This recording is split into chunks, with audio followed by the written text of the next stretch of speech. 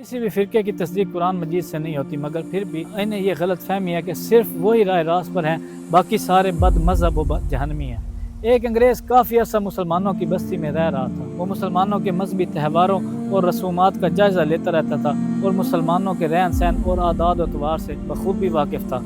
एक दिन उसने एक मुसलमान मौलाना से कहा, मैं आपकी मजहबी किताब कुरान मजीद का मुताला करना चाहता हूँ, क्या आप मुझे कुरान मजीद दे सकते हैं? मौलाना साहब ने जवाब दिया, क्यों नहीं। कुरान मजीद ले आए और अंग्रेज़ को दे दिया। तकरीबन 1 माह बाद अंग्रेज़ दोबारा मौलाना के पास आया और कहा कि क्या आपके पास कोई और कुरान मजीद है? मौलाना ने कहा, जी हुजूर। घर से दूसरे फ़िरके के तर्जुमे वाला कुरान मजीद लाकर अंग्रेज़ को दे दिया। 1 माह बाद अंग्रेज़ फिर आया और मौलाना से कहने लगा कि आपके पास कोई और कुरान मजीद है? मौलाना ने कहा, जी एक और तर्जुमा पड़ा है, मगर पहले तुम्हें 2 कुरान मजीद दिए हैं, अब तीसरा मांग रहे हो, आखिर मसला क्या है?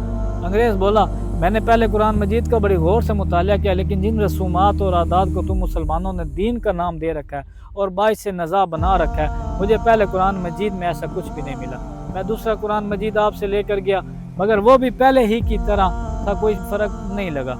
मैंने सोचा शायद कोई तीसरा कुरान मजीद हो जिसमें वो कुछ हो जो तुम मुसलमान दीन के मुकद्दस नाम पर कर रहे हो और जिसकी बुनियाद में आपस में झगड़ते हो। मैंने ख्याल किया ज़रूर कोई तीसरा कुरान मजीद होगा, वरना मुसलमान पागल तो नहीं कि ऐसी बात पर झगड़े जो उनके इस निसाब का हिस्सा ही ना हो, जिसे वो बज़ाब्ता हयात मानते हैं। बरादरान, यकीन करें, जिन रस्मों और इख्तलाफात पर हम एक दूसरे के जानी दुश्मन बन चुके हैं, वो सब मनगढ़ंत तफसीरों, मनपसंद तावीलों, कुरान मुखालिफ रिवायतों और फ़िरका परस्त मुल्लाओं के लिच्छेदार तकरीरों का नतीजा है। हमारा नसाब कुरान है जो मुअल्लिम इंसानियत ने हमें पहुंचाया है। हम जिन सब्जेक्ट पर लड़ मर कर इस्लाम को कमज़ोर कर रहे हैं, ये सब आउट ऑफ कोर्स एक्टिविटीज़ हैं। हमारे 90% मुसलमान कुरान हकीम फुरकान हमीद को रस्मों तक महदूद रखते हैं, अमल रिवायतों और बाप दादा से मिली रसूमात से करते हैं, चाहे वो कुरान के ख़िलाफ़ ही क्यों ना हो।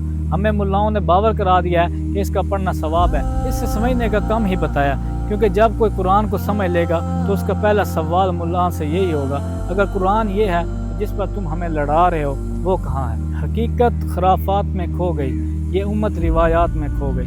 दुआओं में याद रखें। अस्सलाम वालेकुम।